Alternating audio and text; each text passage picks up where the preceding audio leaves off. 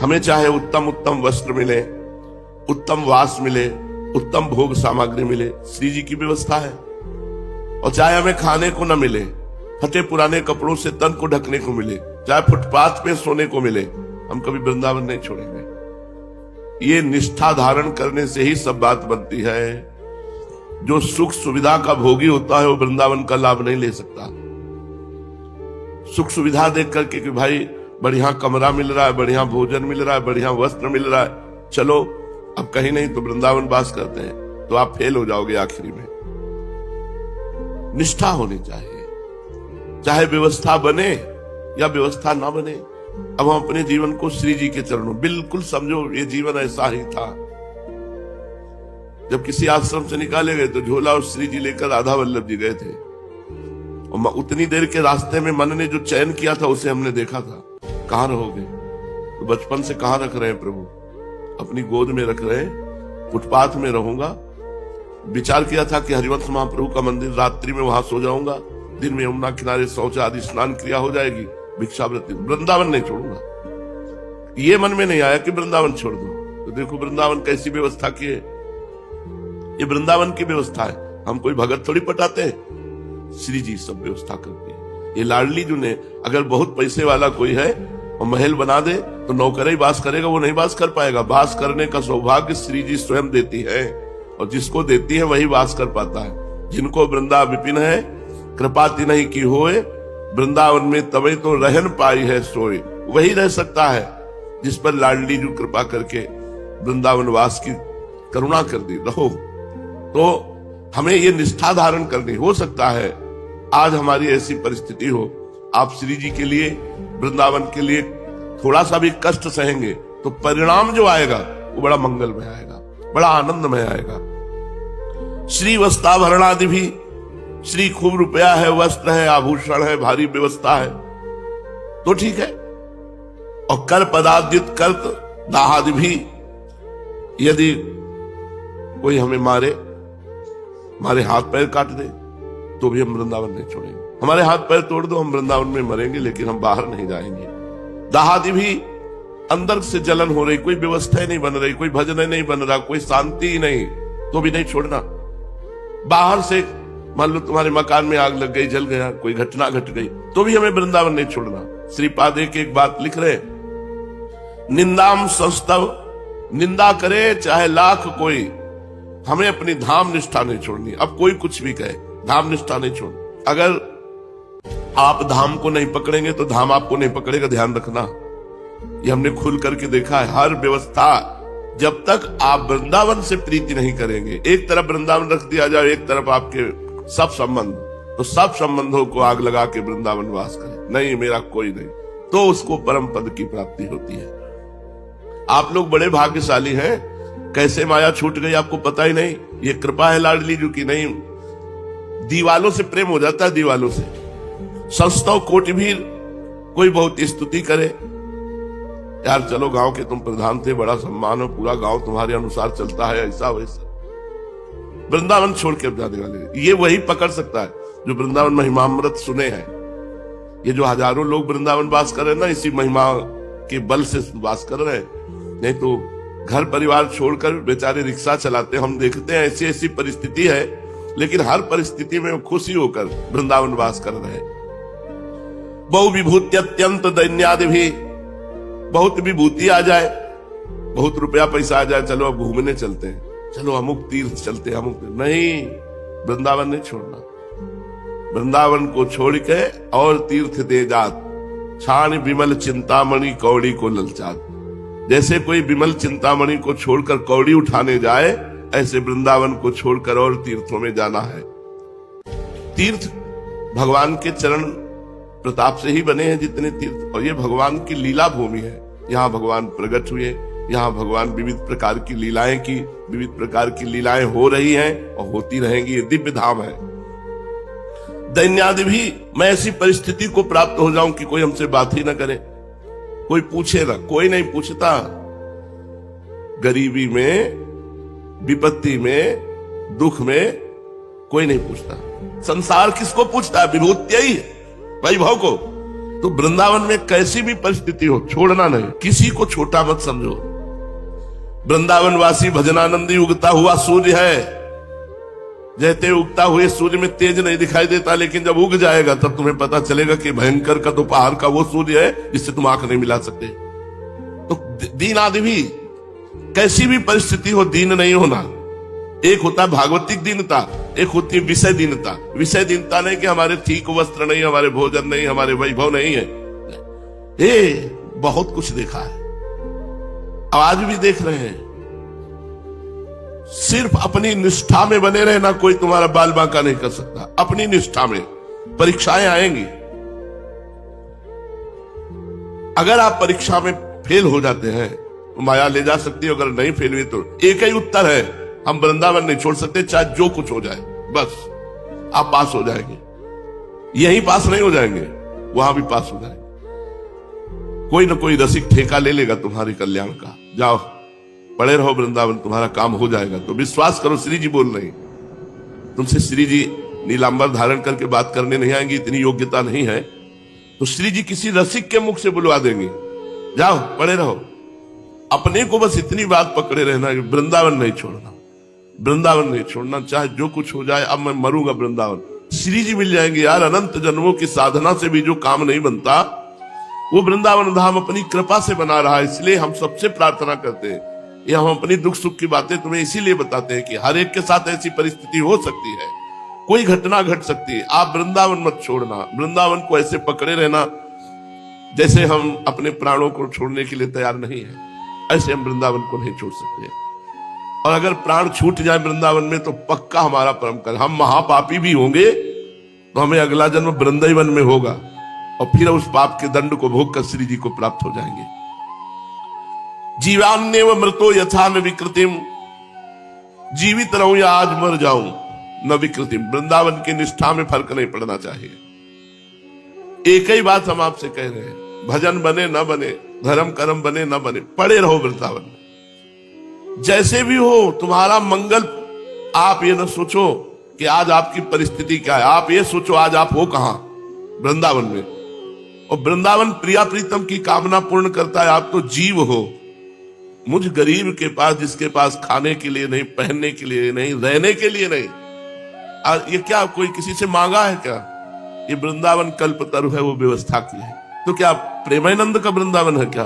पर आप भी अगर वृंदावन की निष्ठा से रहते हैं तो आप देख लेना, निहाल हो जाएंगे, निहाल हो जाएंगे। वृंदावन एक एक को देख रहा है। हम बड़ी सूक्ष्मता से देखते हैं।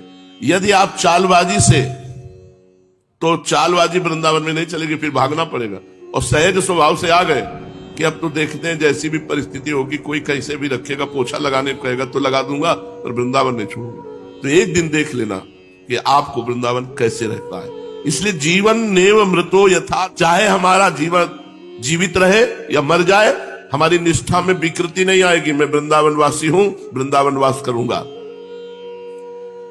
प्राप्तः कथंचित क्वचित, यदि किसी भी तरह से कथंचित क्वचित, कैसे भी वृंदावन वास मिल जाए, कैसे भी, तो कह रहे श्री वृंदावन मास्य प्रिय महानंद एक कंदम परम, महाआनंद की प्राप्ति हो जाएगी। अंतिम बन जाएगा भैया, अंतिम बन जाएगा। जो नए नए लोग देखते हैं उनको लगता है कि बाबा जी, अरे पूरा जीवन हो गया भाई, 11 वर्ष कोई अवस्था होती है, उस अवस्था में घर से भगे, और जब से घर से भगे तो धाम के सिवा आपको सही कहते हैं, पूरा जीवन हो गया कष्टमय जीवन। कभी ये नहीं आया कि चलो घर चले, या कभी पूरा जीवन हो गया। तो भगवान देखते भी तो हैं, जैसी बनी उनके चरणारविंद में बनी, तो अब वो बनी को बना रहे हैं, उनकी बनी चल रही। कक्षा 9 पढ़े, ककाहरा गांव गली में सीखने वाले स्कूल है। हम कोई व्याकरणाचार्य, कोई महान शास्त्री, या कोई बहुत शास्त्र वेत्ता है, और जो बोले दो पूरे विश्व में दौड़ रही बात। कैसे दौड़ रहे? वो करे करावे आप सब, और जने बढ़ाई।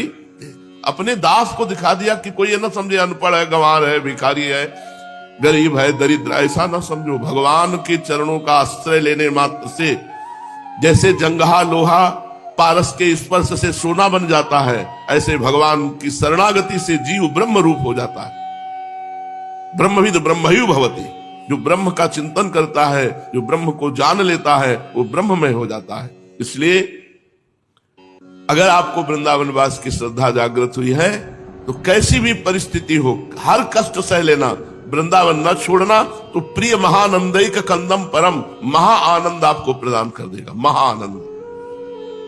बस एक बात पकड़ लो कि अब जितना जीवन है वो वृंदावन में व्यतीत करे। हर व्यवस्था वृंदावन, हर व्यवस्था एक एक, जैसे माँ अपने बच्चे को देखती है प्रतिपल, ऐसे वृंदावन अपने शरणागत को प्रतिपल देख रहा है। ये मत सोचना कि तुम घास फूस में आसन लगाए पड़े हो, तुम्हें कोई देख नहीं रहा, नहीं।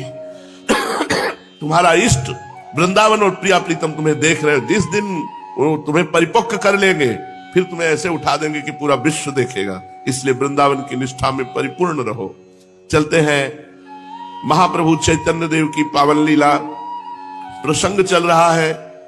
अद्वैताचार्य जी ने भगवान चैतन्य देव को ये माना कि मैंने जो जीवन हो गया तुलसी दल अर्पित करते हुए, गंगा जल से तुलसी जी का सेवन करते हुए, भगवान शालिग्राम की आराधना करते हुए, भगवान हरि की आराधना करते हुए, उसका मुझे फल कि चैतन्य महाप्रभु प्रकट हुए।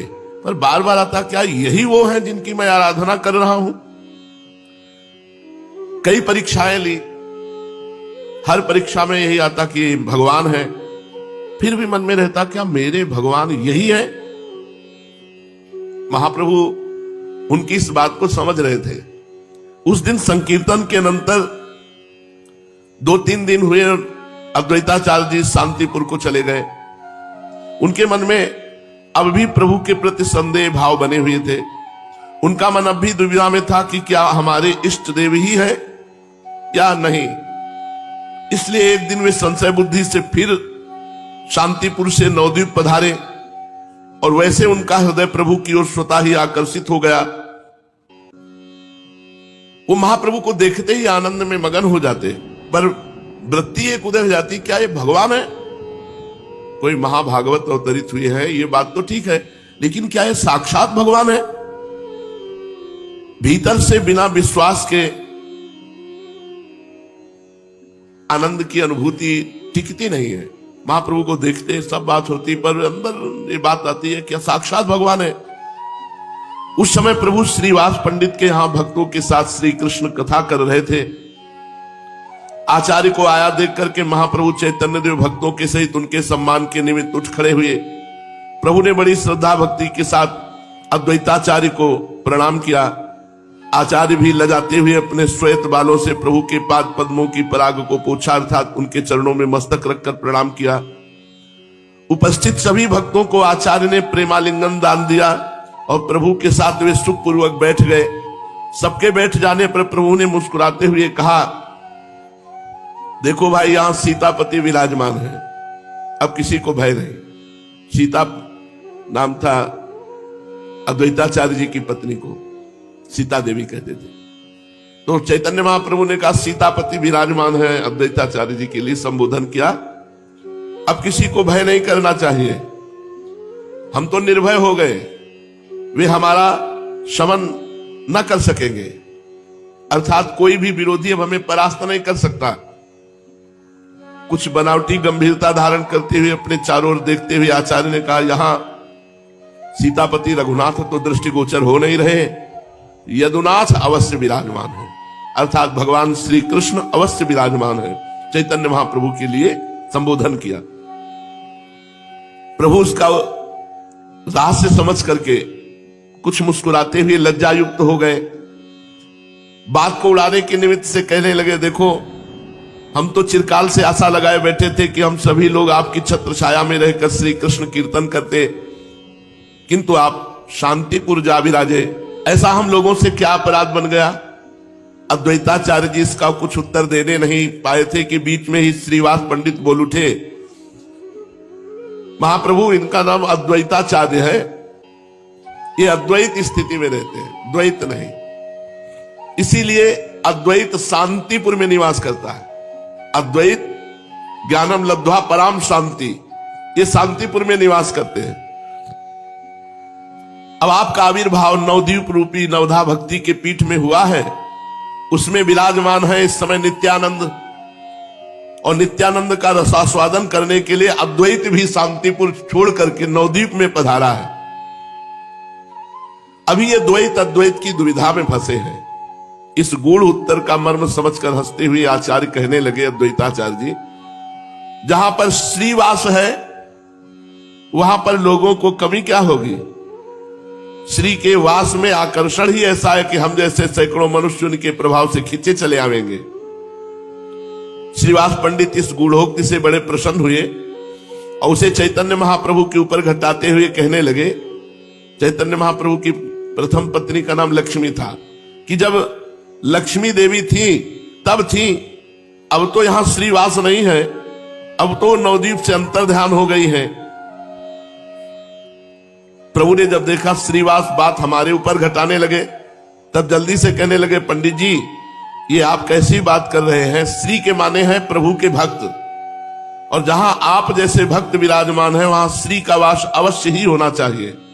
भला ऐसे स्थान को छोड़कर भक्ति श्री कहां जा सकती है? इस पर अद्वैताचार्य जी कहने लगे, हाँ ठीक है बात कही, श्री के बिना हरि रह ही कैसे सकते हैं? तो श्री अब विष्णु प्रिया नाम रख करके नवद्वीप में अवस्थित है। उन्हीं के साथ आप विराजमान हैं। विष्णु प्रिया भी श्री जी है, क्योंकि विष्णु प्रिया लक्ष्मी, बड़ा भक्तों का भाव। श्री विष्णु प्रिया बन करके अब श्री नवद्वीप में विराजमान है। बात को दूसरी ओर घटाते हुए महाप्रभु ने कहा, श्री तो सदा से ही विष्णु प्रिया है, ये भक्ति प्रियो माधवा, भगवान को तो सदा भक्ति प्यारी है, इसलिए श्री का सही उत्तर भक्ति ही है।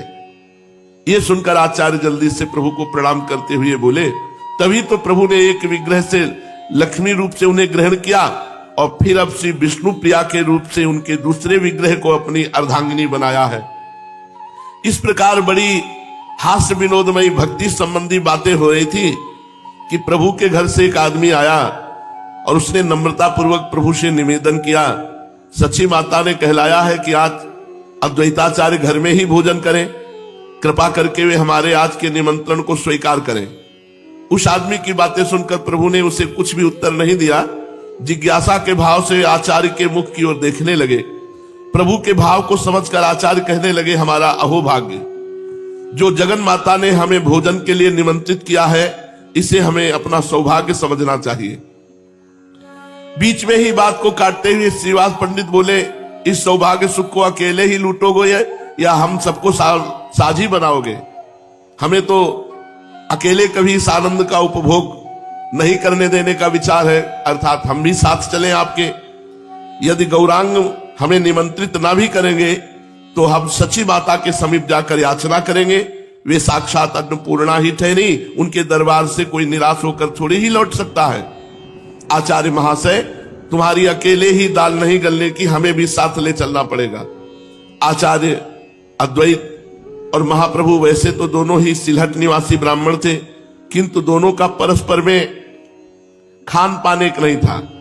इस बात को जानने के निमित्त कुछ संकोच के साथ प्रभु ने कहा, भोजन की क्या बात है, सर्वस्व आपका ही है, किंतु आचार्य को तो 2 आदमियों के लिए भोजन बनाने में कष्ट होगा। इस पर आचार्य बीच में बोल उठे, मुझे क्यों कष्ट होने का? कष्ट होगा तो सची माता को होगा, सो वे तो जगन माता ठहरी, वे कष्ट को कष्ट मानती ही नहीं। यदि वे बनाने में असमर्थ होंगी तो फिर हमको बनाना ही होगा। इस उत्तर से प्रभु समझ गए कि आचार्य को अब हमारे घर का भोजन पाने में किसी प्रकार की आपत्ति नहीं। असल में प्रेम में किसी प्रकार का निश्चित नियम है ही नहीं। ये नहीं कह सकते कि सभी प्रेमी सामाजिक नियमों को भंग कर दे या सभी प्रेमी अन्य लोगों की भांति सामाजिक नियमों का पालन ही करें। इनके लिए कोई निश्चित नियम नहीं।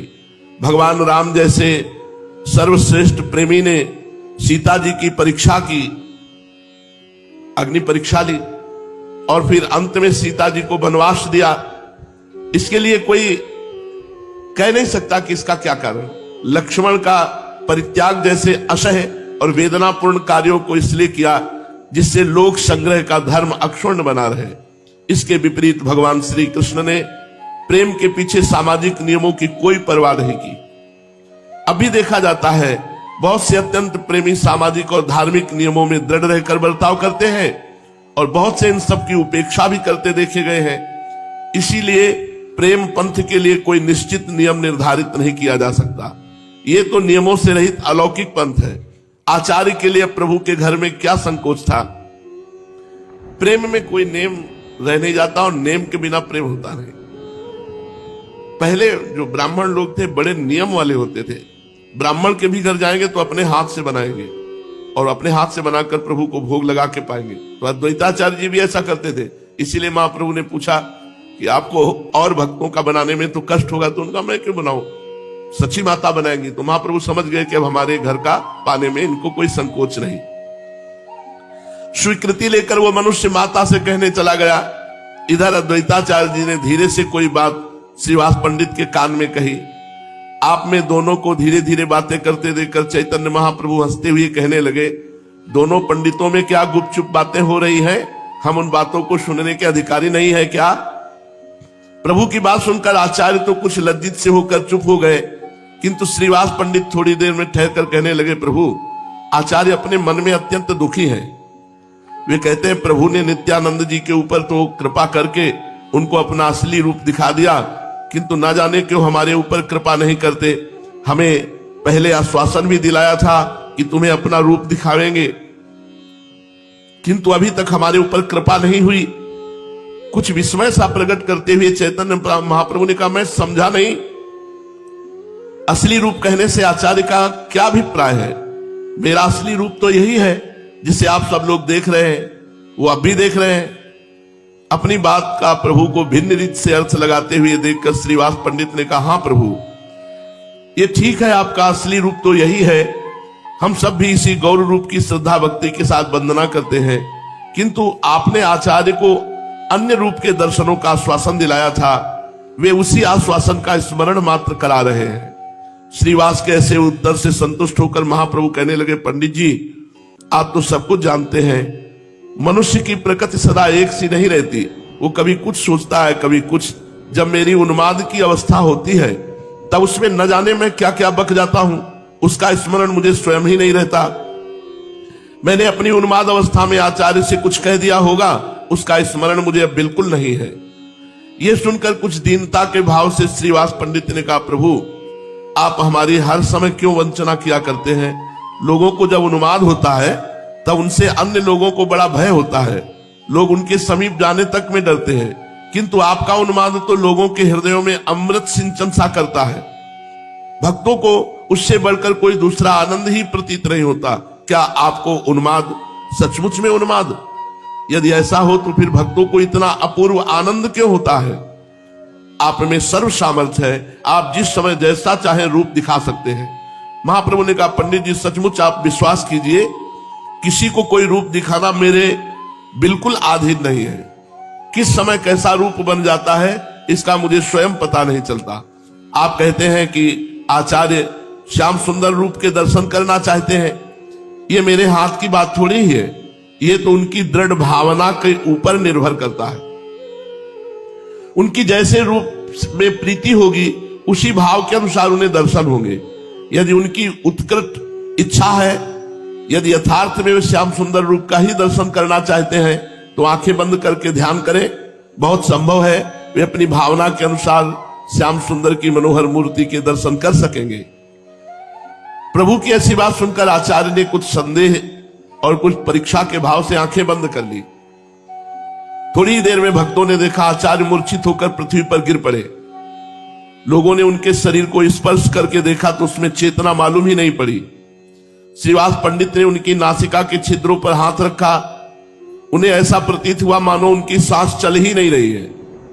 इन सब लक्षणों से तो यही प्रतीत होता था कि उनके शरीर में प्राण ही नहीं है, किंतु चेहरे की कांति समीप के लोगों को चकित बनाए हुए थी। उनके चेहरे पर प्रत्यक्ष तेज चमक रहा था, संपूर्ण शरीर रोमांचित हो रहा था। सभी भक्त उनकी ऐसी अवस्था देखकर आश्चर्य करने लगे। श्रीवास पंडित ने घबराहट के साथ प्रभु से पूछा, प्रभु, आचार्य की एक ऐसी दशा हो गई है, न जाने क्यों वे इस प्रकार मूर्छित और संज्ञा शून्य से हो गए हैं। चैतन्य महाप्रभु ने कहा, आप लोगों को किसी प्रकार का भी भय नहीं करना चाहिए। मालूम होता है आचार्य को हृदय में अपने इष्ट देव के दर्शन हो गए हैं, उसी के प्रेम में ये मूर्छित हो गए हैं, मुझे तो ऐसा ही अनुमान होता है। गदगद कंठ से श्रीवास पंडित ने कहा, प्रभु अनुमान और प्रत्यक्ष दोनों ही आपके अधीन है। आचार्य सौभाग्यशाली हैं जो इच्छा करते ही उन्हें आपके श्याम सुंदर रूप के दर्शन हो गए। हतभाग्य तो हम ही हैं जो हमें इस प्रकार का कभी भी सौभाग्य प्राप्त नहीं हुआ।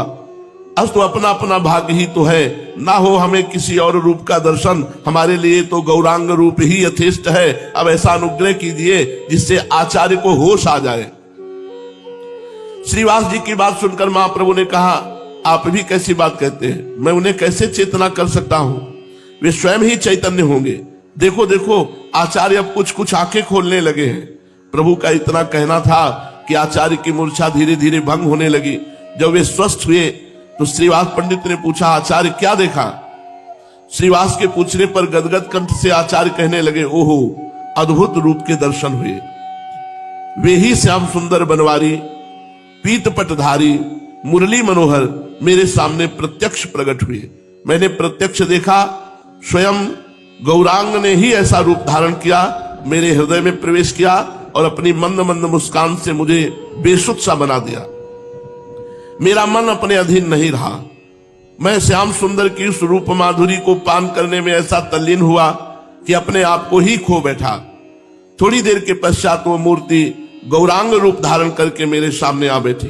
तभी मुझे चेतना हुई। ये कहते कहते आचार्य प्रेम के कारण गदगद कंठ से रुदन करने लगे। उनकी आंखों की कोरों में से ठंडे आंसुओं की दो धारा सी बह रही थी। प्रभु हंसते हुए कुछ बनावटी उपेक्षा के साथ का मालूम पड़ता है आचार्य ने गत रात्रि में जागरण किया है, इसलिए आंखें बंद करते ही नींद आ गई और उसी नींद में इन्होंने स्वप्न में देखा है, उसी स्वप्न की बातें ये कह रहे हैं। महाप्रभु की ऐसी बात सुनकर आचार्य अधीर होकर प्रभु के चरणों में गिर पड़े और गदगद कंठ से कहने लगे, प्रभु मेरी अब अधिक वंचना ना कीजिए, अब तो आपके इसी चरणों में विश्वास उत्पन्न हो जाए, ऐसा ही आशीर्वाद दीजिए। प्रभु ने वृद्ध आचार्य को उठाकर गले से लगाया और प्रेम के साथ कहने लगे, आप परम भागवत हैं, आपकी निष्ठा बहुत ऊंची है। आपके निरंतर ध्यान का ही प्रत्यक्ष फल है कि नेत्र बंद करते ही आपको भगवान के दर्शन होने लगे हैं। चलिए अब बहुत देर हो गई, माता भोजन बनाकर हम लोगों की प्रतीक्षा कर रही होगी, आज हम सब साथ ही साथ भोजन करेंगे। प्रभु की आज्ञा पाकर श्रीवास के सहित आचार्य अद्वैत महाप्रभु के घर चलने को तैयार हो गए। घर पहुंचकर प्रभु ने देखा माता सब सामान बनाकर चौके में बैठी सब लोगों के आने की प्रतीक्षा कर रही है। प्रभु ने जल्दी से हाथ पैर धोकर आचार्य और श्रीवास पंडित के स्वयं पैर धुलाए और उन्हें बैठने को सुंदर आसन दिया। दोनों के बहुत आग्रह करने पर प्रभु भी आचार्य और श्रीवास को बैठालकर बीच में भोजन के लिए बैठ गए। सची माता ने बड़े प्रेम से जो सुंदर सुंदर व्यंजन बनाए थे परोसे, वो सब पहले भगवान को भोग लगाया गया, फिर तुलसी मंजरी पड़ी हुई उन व्यंजनों को सब भक्तों को परोसा गया और चैतन्य महाप्रभु बार बार सब भक्तों को आग्रह करके परोसते। आचार्य अद्वैत को अधिक परोसा गया। प्रेम के वशीभूत होकर सब भक्त पा रहे हैं। कितना सौभाग्य जिस घर में भगवान का भोग लगा हो और 10-5 भक्त बैठ करके पा रहे हो, उनको बड़े प्रेम से पवाया जा रहा हो, भगवान इसी से प्रसन्न होते हैं। इस प्रकार उस दिन की लीला में बड़ा आनंद हुआ। बार बार सामग्री खत्म होने को होती, फिर प्रेम से परोस देते, फिर वो कहते अरे नहीं बस हो गया, फिर पाते, फिर और परोस देते। उस भोजन में जो सुख मिला वो कहीं अन्य नहीं, क्योंकि प्रेम भगवान में पृथ्वी जल अग्नि वायु आकाश पंच तन्मात्राएं मन इंद्रियां और इनके अधिष्ठात्र देवता अहंकार और महातत्व, कहां तक कहूं ये संपूर्ण चराचर जगत आपके अद्वितीय स्वरूप में भ्रम के कारण ही पृथक प्रतीत हो रहा है, नहीं तो आप ही आप हैं। भ्रम के कारण पृथक प्रतीत हो रहा है।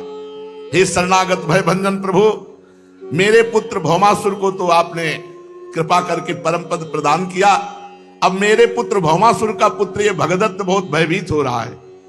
मैं इसे आपके चरण कमलों की शरण में ले आई हूं। प्रभु आप इसकी रक्षा कीजिए, इसके सिर पर अपना वह कर कमल रखिए जो सारे जगत के समस्त पाप तापों को नष्ट करने वाला है। परीक्षित, जब पृथ्वी ने भक्ति भाव से विनम्र होकर इस प्रकार भगवान श्री कृष्ण की स्तुति प्रार्थना की, तब उन्होंने भौमासुर के पुत्र भगदत्त को अभयदान दिया और भौमासुर के समस्त संपत्तियों से संपन्न महल में प्रवेश किया। वहां जब महल को खुलवाया तो भौमासुर ने बलपूर्वक राजाओं से 16,100 राजकुमारियां छीनकर कैद कर रखी थी। जब भगवान ने उन राजकुमारियों को मुक्त किया तो सब पहला दर्शन भगवान श्री कृष्ण का कर रही, जब से बंद हुई, देखते ही सम्मोहित हो गई और उन्होंने मन ही मन संकल्प किया कि आज तक मैंने कभी कोई साधना की हो, व्रत किया हो, उपवास किया हो, नियम किया हो तो भगवान श्री कृष्ण मुझे पति रूप में प्राप्त हो। मन ही मन भगवान को अपने परम प्रीतम पति के रूप में वर्ण कर लिया। राजकुमारियों ने 16,100 ने प्रत्येक अलग अलग ये संकल्प किया कि श्री कृष्ण मेरे पति हों। हे विधाता मेरी इस अभिलाषा को पूर्ण करो।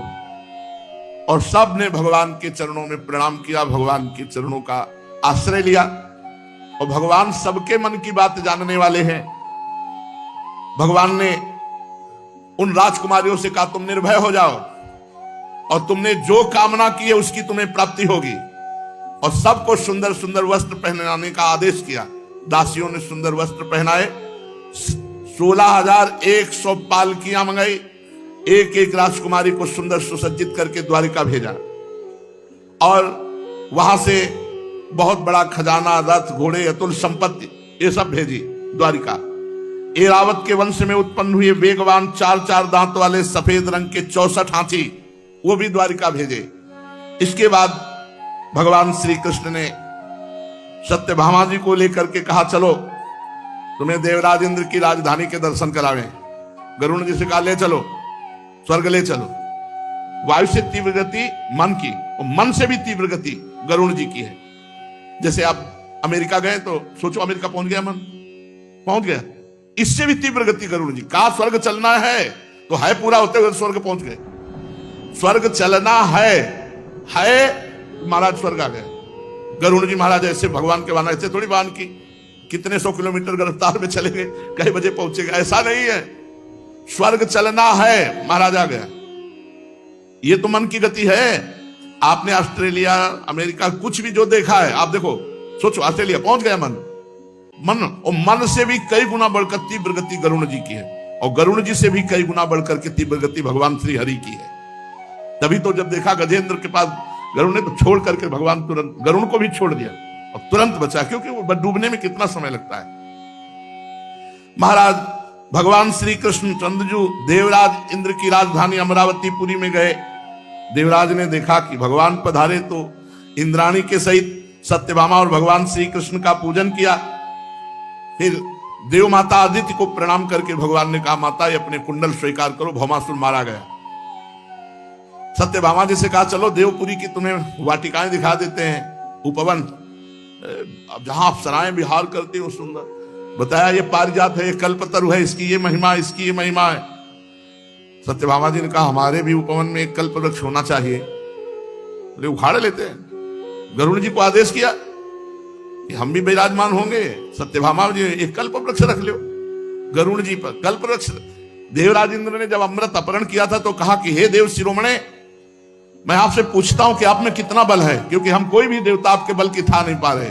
तो बोले पूरे ब्रह्मांडों को एक पंख पे रख के भगवान को विराजमान करके आराम से उड़ सकता हूं। गरुड़ जी कर पूरे ब्रह्मांडों, तो एक कल्प वृक्ष से क्या चीज होती, पूरे ब्रह्मांडों को एक पंख में विराजमान करके भगवान सहित मैं आराम से उड़ सकता हूं। गरुड़ जी महाराज भगवान के वाहन है, जिनको भगवान अपनी ध्वजा पे धारण करते। गरुड़ध्वज भगवान को कहा मंगलम भगवान विष्णु मंगलम गरुड़ध्वजा मंगलम पुंडरीकाक्ष मंगलायतनो हरि। अब भगवान ने गरुड़ जी को प्रेरणा की तो गरुड़ जी ने चोंच से ऐसे उखाड़ करके रख लिया कल्पवृक्ष। देवराज इंद्र ने देखा कि हमारे बगीचे से कल्पवृक्ष उखाड़, अभी पूजा की है, अपनी मां के कुंडल नहीं ला पाया। बताओ अब वो है। सची ने कहा ये तो हमारे बगीचे का प्रेरणा लिए जा रहे हैं। अब वैसे तो दबा हुए थे देवराज इंद्र, लेकिन जब पत्नी कह दे तो कुछ और रंग आ जाता है। तो सत्यभामा जी के महल में जाए तो थोड़ा ची चपड़ के भगवान ने कहा कि देख लो आप महाभारत में वर्णन, थोड़ा ची चपड़ करने लगे प्रभु आप तो कहा देख लो, सम्मान से ले जाने जाए तो ले जाने दो, नहीं तो भगवान। अच्छा, बाल्यावस्था में देख ही चुके हैं गिरिराज गोवर्धन 7 दिन तक धारण किए थे, पूरा अपना सब वैभव लगा के कुछ कर तो पाए नहीं। इतना कल्प वृक्ष की महिमा की जहां से निकले योजनों सुगंध, मकरंद के लोभी भंवरे स्वर्ग से द्वारिका में आ गए। बड़ा महिमा है कल्प वृक्ष की, ऐसे थोड़ी है। परीक्षित जब इंद्र को अपना काम बनाना था तो सिर झुकाकर मुकुट रखकर भगवान के चरणों का स्पर्श किया और दास अपने को साबित किया, और जब भगवान कल्प वृक्ष लाने लगे तो लड़ाई ठान ली। बड़ा दोष है इनको धनाढ्यता, धिक्कार है ऐसी धनाढ्यता, श्री सुखदेव जी महाराज कहते। परंतु भगवान ने एक मुहूर्त में ही सबको समझा दिया, तुम हमसे जीत नहीं पाओगे, और ला करके कल्प वृक्ष। अब भाई राजकुमारियों से कि तुम्हारी सबकी कामना थी मैं पति रूप में प्राप्त हूं, बनो दुल्हन, सब सजाओ, दासियों को आदेश दिया। एक मुहूर्त में एक साथ 16,101 रूप धारण करके एक मुहूर्त में विवाह किया। अथो मुहूर्त एकस्मिन नानागारे सुताः स्त्रियः यथोपये में भगवास तावद रूप धरो अव्ययः। वैसे जैसी भावना की थी वैसे 9 किशोर रूप 16,100 रूप धर के एक ही मुहूर्त में सबसे ब्याह किया। कितने हो गए? 16,108। सर्वशक्तिमान अविनाशी भगवान के लिए इसमें आश्चर्य की कौन सी बात है? भगवान सुखदेव जी कहते हैं, परीक्षित, भगवान ने 16,108 महल द्वारिका में ऐसे जो देवराज इंद्र के पास भी भोग सामग्री वो नहीं होगी, वो द्वारिका में थी, जिनके बराबर जगत में कहीं कोई सुख सामग्री नहीं। मति और गति के परे की लीला उन महलों में थी। अविनाशी भगवान श्री कृष्ण आत्मानंद में मग्न रहते, उनको किसी की जरूरत नहीं। लक्ष्मी जी की ये सब अंश स्वरूपा शक्तियां हैं जो 16,108 है। भगवान सबके साथ ऐसे ही व्यवहार करते जैसे साधारण पुरुष। परीक्षित, ब्रह्मा आदि बड़े बड़े देवता भी भगवान के वास्तविक स्वरूप को और उनकी प्राप्ति के मार्ग को नहीं जानते, उन्हीं रमारमण भगवान श्री कृष्ण को इन स्त्रियों ने पति रूप में प्राप्त किया। इनके सौभाग्य का क्या वर्णन हो सकता है? अब नित्य निरंतर भगवान के प्रेम के द्वारा उनके आनंद की वृद्धि होती। भगवान जब महल में पधारते तो प्रेम भरी मुस्कुराहट, मधुर चितवन, नव समागम, प्रेमालाप तथा भाव बढ़ाने वाली लज्जा से युक्त होकर वो सब भगवान की सेवा में रहती। कितने अहोभाग्य! उनमें से सभी पत्नियों के साथ सेवा करने के लिए सैकड़ों दासियां रहती, पर जब भगवान पधारते तो दासियां नहीं, वो स्वयं भगवान की अगवानी करती, चरण पखारती, पंखा झलती, इत्र फुलेल चंदन आदि लगाती, फूलों के हार पहनाती, संवारती, सुलाती, भगवान को स्नान कराती, भगवान को भोजन कराती, अपने हाथों से भगवान की दिव्य सेवा करती।